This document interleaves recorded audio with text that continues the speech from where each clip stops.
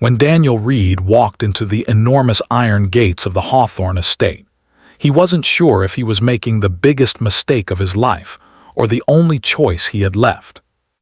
He was a single dad with a 9-year-old daughter, Lily. Rent was 3 months late. His old truck coughed more than it ran, and the only job he had managed to find was one no one else wanted. Caretaker and live-in assistant to Alexander Hawthorne, a billionaire genius who'd been paralyzed from the chest down after a plane crash. Rumor was, no assistant lasts more than a week. Daniel didn't have the luxury to care about rumors. He needed this job. When he stepped inside the mansion, the air was so silent it felt like the walls were holding their breath. A cold voice echoed from the living room. "You're late." Daniel froze. Alexander Hawthorne sat in a sleek black wheelchair, jaw sharp as a blade, eyes colder than stone. He didn't look fragile. He looked like a man who'd lost everything and decided the world would pay for it. "I'm 4 minutes early," Daniel said softly. Alexander's eyes narrowed. "You talk back, that's new." "I talk truth," Daniel replied. "I won't lie just to keep this job." "Then you won't keep it," Alexander said blandly. "Follow me." He turned the wheelchair and rolled toward his office.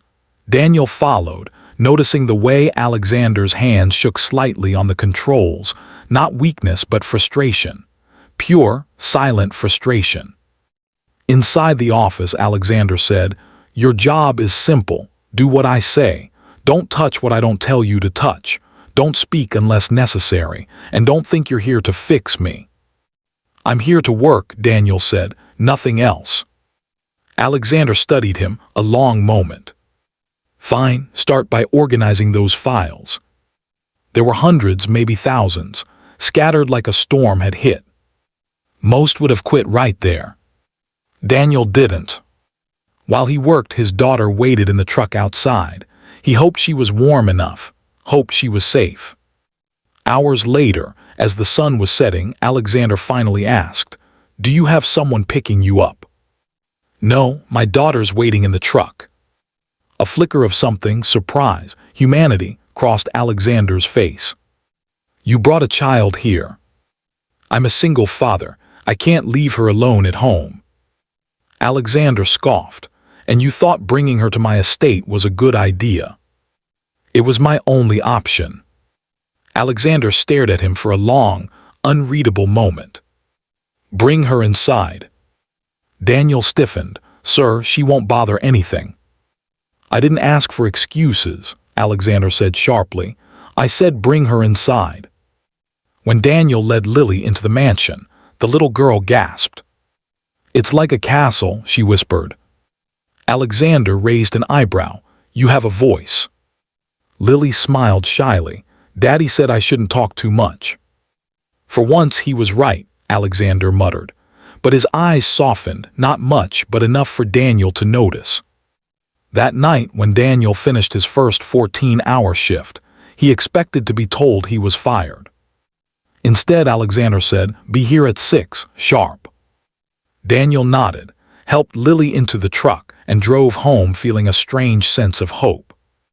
By the end of day 2, Daniel had learned 3 things. 1. Alexander hated pity. 2. He hated needing help even more. 3. And most of all, he hated being seen as broken. On day 3, Daniel found him struggling alone in the gym at 5 a.m., sweat dripping down his temples as he fought to lift his own arm. "You're early," Alexander snapped. "You're struggling," Daniel said gently. "Don't. Let me help," I said. Daniel stepped behind him and guided the weight in his hand. Alexander froze. No one had touched him like that since the accident. "Why are you here?" Alexander whispered. "Be honest." "Because I need the job," Daniel said, "and because you need someone who doesn't treat you like glass."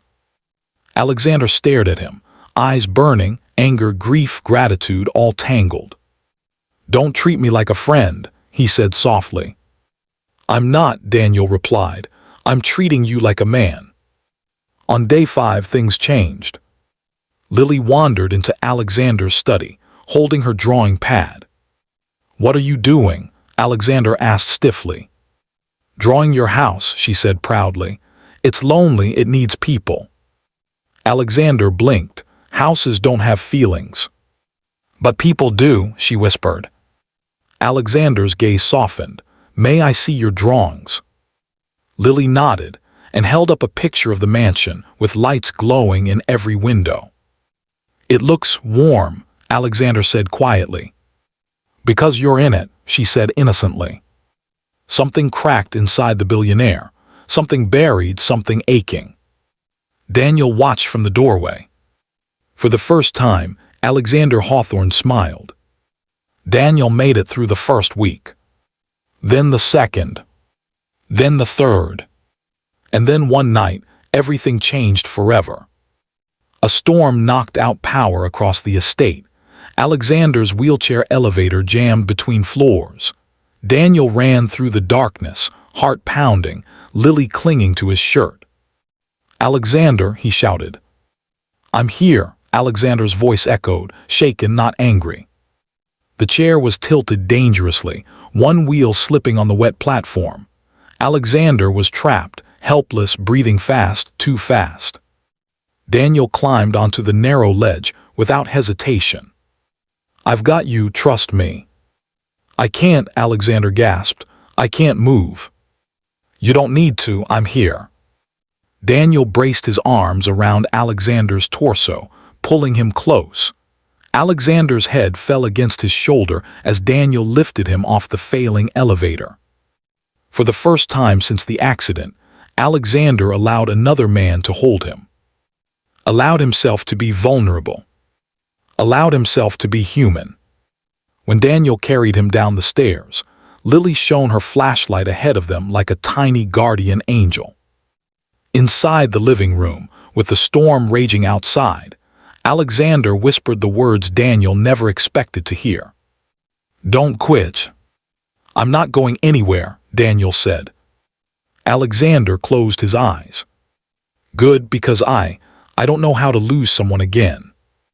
In the weeks that followed, Daniel became more than an assistant. He became the only person Alexander trusted. The only one who spoke to him like a man instead of a tragedy. The only one who saw the fire still burning inside him. And Lily, unexpectedly, beautifully, became the light of Alexander's silent world. One evening, while Daniel adjusted Alexander's blanket, the billionaire suddenly said, "If you stay, I'll double your salary." Daniel chuckled. "Sir, I'm staying not for the money." "Then why?" "Because you're worth helping." Alexander swallowed hard, eyes shining with emotion he hadn't let anyone see in years. "No assistant ever lasted a week," he whispered. "But you lasted me." Daniel smiled softly. "No, sir, we lasted each other." And for the first time, Alexander Hawthorne realized he wasn't paralyzed by loneliness anymore. He had a family. A small, fragile, unexpected family. A single dad. A little girl with sunshine in her hands. And a broken billionaire learning how to live again. Together, they rebuilt a life none of them knew they needed. And none of them would ever walk away from again.